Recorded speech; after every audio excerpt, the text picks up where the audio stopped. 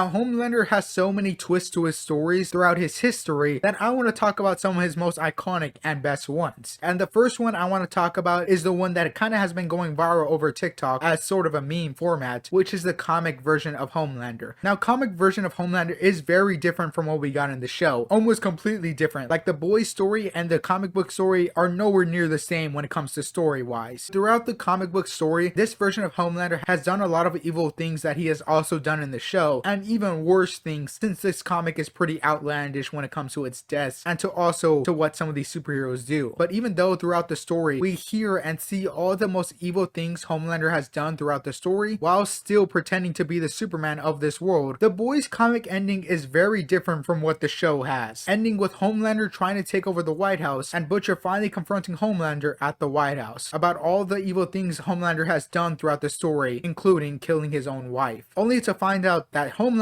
may be a douchebag, but even he has morals and did not do all the things Butcher claimed he did. And we have this big reveal that Black Noir shows up in that White House and takes off his mask and shows that he himself is actually a clone version of Homelander and has the same face as Homelander and has done every single horrible crime you thought Homelander did throughout the whole entire story. And Black Noir pretended to be Homelander and did some of the most heinous acts to tarnish his image, which is such a crazy scene in the boys comic and is such a creepy panel of Black Noir smiling with Homelander's face. Now, even though I'm not a fan of the comic, I do think this is such a cool and interesting reveal that will forever stay in the comic, since the show would never do this comic reveal, since the show Homelander is actually just pure evil. Like, the show version of Homelander has done everything that the regular and the clone version of comic Homelander has done, but just by himself.